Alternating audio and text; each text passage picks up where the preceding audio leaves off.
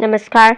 ये महाभारत कथा पूरी तरह से वेद व्यास महाभारत के ऊपर आधारित है। यदि आप इसका निरंतर श्रवण करते रहना चाहते हैं तो इस चैनल को सब्सक्राइब जरूर कर लें और आगे आने वाली सभी पॉडकास्ट के नोटिफिकेशन के लिए बेल आइकन को भी जरूर से प्रेस कर दें। अब हम सुनेंगे च्यवन का कौशिक को स्वर्गीय दृश्य दिखलाना, उनके घर में रहने का प्रयोजन बतलाना और उनके वंश को ब्राह्मणत्व प्राप्ति का वरदान देना। भीष्म जी कहते हैं, युधिष्ठिर, तदंतर महामना राजा कौशिक को रात्रि व्यतीत होने पर जागे और पूर्वाहन काल के नैतिक नियमों से निवृत्त होकर अपनी रानी के साथ उस तपोवन की ओर चल दिए। वहां पहुंचकर उन्होंने एक सुंदर महल देखा जो नीचे से ऊपर तक सोने से बना हुआ था। उसमें मणियों के हजारों खंभे लगे हुए थे और वो अपनी शोभा से गंधर्व नगर को भी मात कर रहा था। राजा ने वहां और भी बहुत से दिव्य पदार्थ देखे, कहीं चांदी के शिखरों से सुशोभित पर्वत, कहीं कमलों से भरे हुए सरोवर, कहीं भांति भांति की चित्रशालाएं और बंधनवारें शोभा पा रही थी। भूमि पर कहीं सोने के फर्श और कहीं हरी भरी घास की बहार थी। अमराइयों में बौर लगे हुए थे। केतक, उद्दालक, अशोक कुंद, अतिमुक्त, चंपा, तिलक, कटहल, बेंत और कनेर आदि के फूल खिले हुए थे। वहां विमान के आकार में पर्वतों के समान ऊंचे और भी अनेकों महल दिखाई दिए जो बड़े ही रमणीय और पद्म एवं उत्पल जाति के कमलों से सुशोभित थे। वहां समस्त ऋतुओं में खिलने वाले फूल शोभा दे रहे थे। वो अद्भुत दृश्य देखकर राजा मन ही मन सोचने लगे, क्या ये स्वप्न है या मेरे चित्त में भ्रम हो गया है, अथवा ये सब कुछ सत्य ही है। अहो, इसी शरीर से मुझे परम गति की प्राप्ति हो गई या मैं उत्तर कुरु अथवा अमरावती में आ पहुंचा। ये महान आश्चर्य की बात जो मुझे दिखाई दे रही है, ये क्या है। राजा इस प्रकार सोच ही रहे थे कि उनकी दृष्टि भृगुनंदन च्यवन मुनि पर पड़ी, जो मणिमय स्तंभों से युक्त एक स्वर्णमय विमान के भीतर बहुमूल्य एवं दिव्य पलंग पर सो रहे थे। उन्हें देखकर राजा कौशिक को बड़ी प्रसन्नता हुई और वे अपनी रानी के साथ उनके निकट गए। इतने में ही च्यवन ऋषि उस पलंग सहित अंतर्ध्यान हो गए। फिर एक ही क्षण में वो सुंदर वन और वहां की सारी सजावट विलीन हो गई। तब राजा उन्हें ढूंढते ढूंढते दूसरे वन में गए।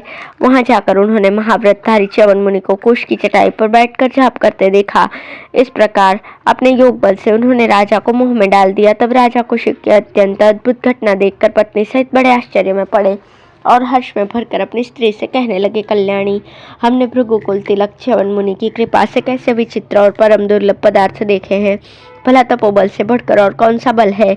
जिस बात की मन के द्वारा मात्र कल्पना की जा सकती है वो तपस्या से साक्षात सुलभ हो जाती है। त्रिलोकी के राज्य की अपेक्षा भी तप ही श्रेष्ठ है। अच्छी तरह तपस्या करने पर उसकी शक्ति से मोक्ष तक मिल सकता है। इन ब्रह्मर्षि महात्मा च्यवन का प्रभाव अद्भुत है। ये इच्छा करते ही दूसरे लोगों की सृष्टि कर सकते हैं। इस पृथ्वी पर ब्राह्मण ही पवित्र वाक, पवित्र बुद्धि और पवित्र कर्म वाले होते हैं। महर्षि च्यवन के सिवा दूसरा कौन है जो इतना महान कार्य कर सके।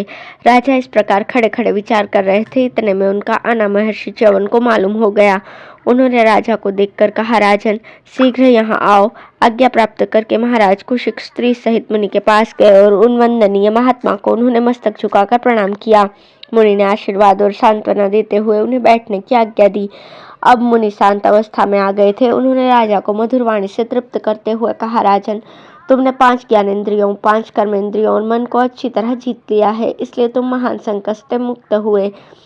तुमने भली भांति मेरी आराधना की है। तुम्हारे द्वारा कोई छोटे से छोटा अपराध भी नहीं हुआ है।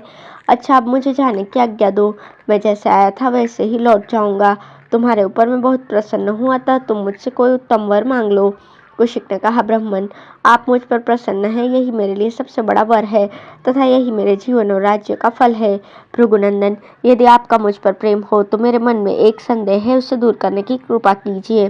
च्यवन ने कहा, नरश्रेष्ठ, तुम मुझसे वर भी मांग लो और तुम्हारे मन में जो संदेह हो उसे भी कहो, मैं सब तुम्हारा कार्य पूर्ण करूंगा। कौशिक ने कहा, भार्गव, यदि आप प्रसन्न हो तो मुझे ये बताइए कि आपने मेरे घर पर इतने दिनों तक क्यों निवास किया था। मैं इसका कारण सुनना चाहता हूँ। 21 दिनों तक एक करवट से शयन किया, फिर उठने पर बिना कुछ बोले बाहर चल देना, सहसा अंतर्ध्यान हो जाना, फिर दर्शन देकर 21 दिनों तक दूसरी करवट से सोते रहना, उठने पर तेल की मालिश कराना, फिर अंतर्ध्यान होकर चल देना, पुनः महल में आकर भांति भांति के भोजन को एकत्रित करना और उसमें आग लगाकर जला देना, फिर सहसा रथ पर सवार होकर बाहर की नगर यात्रा करना, धन लुटाना एवं अन्य को स्वर्णमय महलों तथा मणि और मूंगों के पाए वाले पलंगों का दिखलाना और अंत में सबको अदृश्य कर देना। आपके इन कार्यों का मैं यथार्थ कारण सुनना चाहता हूँ। च्यवन ने कहा, राजन, जिस कारण से मैंने ये सब कार्य किया था उसे अद्योपांत सुनो। पूर्व काल की बात है, एक दिन देवताओं की सभा में ब्रह्मा जी कह रहे थे कि ब्राह्मण और क्षत्रियों में विरोध होने के कारण दोनों कुलों में संकरता आ जाएगी। उनके मुख से मैंने ये बात सुनी थी कि तुम्हारे वंश की कन्या से मेरे वंश में क्षत्रिय तेज का संचार होगा और तुम्हारा एक पौत्र ब्राह्मण तेज से संपन्न तथा पराक्रमी होगा। यह सुनकर मैं तुम्हारे वंश का उच्छेद कर डालने की इच्छा से यहाँ आया था। उस समय मैंने तुमसे यही कहा था कि मैं एक व्रत का आरंभ करूंगा, तुम मेरी सेवा करो। इसी बात से मैं तुम्हारा दोष ढूंढ रहा था, किंतु तुम्हारे घर में रहकर भी मैंने आज तक तुम में कोई दोष नहीं पाया। 21 दिन तक सोता रहा, पर तुमने या तुम्हारी स्त्री ने मुझे जगाने का साहस नहीं किया। फिर मैं अंतर्ध्यान हुआ और पुनः तुम्हारे घर में आकर योग का आश्रय लेकर 21 दिनों तक सोया। मैंने सोचा था तुम लोग भूख और थकावट से घबराकर मेरी निंदा करोगे। इसी उद्देश्य से मैंने तुम लोगों को भूखे रखकर कलेश पहुंचाया। इतने पर भी तुम्हारे और तुम्हारी स्त्री के मन में तनिक भी क्रोध नहीं हुआ। इसके पश्चात मैं तुम लोगों के ऊपर बहुत संतुष्ट हुआ। इसके बाद भी जो मैंने भोजन मंगवाकर चलाया, उसके भीतर भी यही उद्देश्य छुपा था कि तुम दाह के कारण मुझ पर क्रोध करोगे, किंतु मेरे उस बर्ताव को भी तुमने सह लिया। तदंतर मैंने रथ पर बैठकर कहा, तुम स्त्री सहित आकर मेरा रथ खींचो। इस कार्य को भी तुमने निर्भय होकर पूर्ण किया। फिर जब मैं तुम्हारा धन लुटाने लगा तो भी तुम क्रोध के वशीभूत नहीं हुए। इन सब बातों से मुझे तुम्हारे ऊपर बड़ी प्रसन्नता हुई है। अतः मैंने तुम्हें संतुष्ट करने के लिए ही इस वन में स्वर्ग का दर्शन कराया है। राजन, इस वन में तुमने जो दिव्य दृश्य देखा है वो स्वर्ग की एक झांकी थी। तुमने अपनी रानी के साथ इसी शरीर से कुछ देर तक स्वर्गीय सुख का अनुभव किया है। ये सब मैंने तुम्हें तप और धर्म का प्रभाव दिखलाने के लिए ही किया है। ये बातें देखने पर तुम्हारे मन में जो इच्छा हुई है वो भी मुझे मालूम हो गई।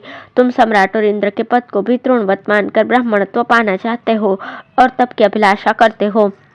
तप और ब्राह्मणत्व के संबंध में अभी तुम जो विचार प्रकट कर रहे थे वो बिल्कुल ठीक है।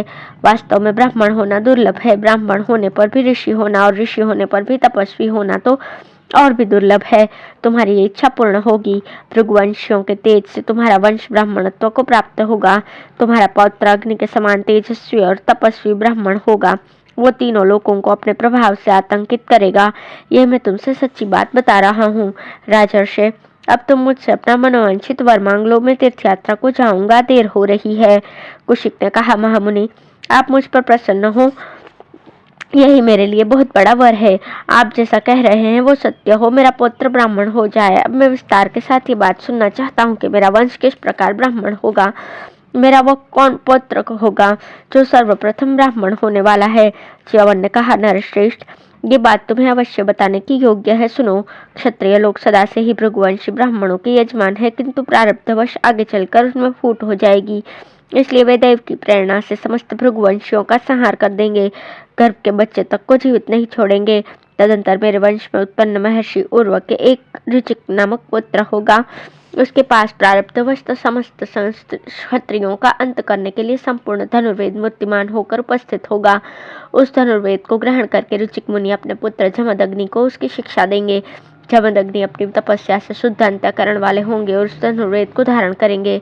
वे तुम्हारे कुल का कल्याण करने के लिए तुम्हारे वंश की कन्या का पाणी ग्रहण करेंगे। वो कन्या राजा गाधी की पुत्री और तुम्हारी पौत्री होगी। उसके गर्भ से महर्षि जमदग्नि क्षत्रिय धर्म का आचरण करने वाला पुत्र उत्पन्न करेंगे और वे ही महाराज गाधी को विश्वामित्र नामक एक परम धार्मिक पुत्र प्रदान करेंगे, जो क्षत्रिय होकर भी ब्राह्मण धर्म का पालन करने वाला बृहस्पति के समान तेजस्वी और महान तपस्वी होगा। इस प्रकार ब्राह्मण के कुल में क्षत्रिय और क्षत्रिय के कुल में ब्राह्मण के उत्पन्न होने में दो स्त्रियां कारण बनेंगी। यह सब कुछ ब्रह्मा जी की प्रेरणा से होगा।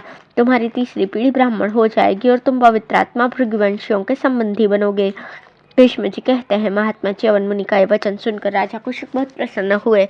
तदंतर महातेजस्वी च्यवन ने उन्हें वर मांगने के लिए पुनः प्रेरित किया। तब राजा ने कहा, महामुने, मेरा कुल उत्तम ब्राह्मण हो जाए और उसका मन धर्म में लगा रहे।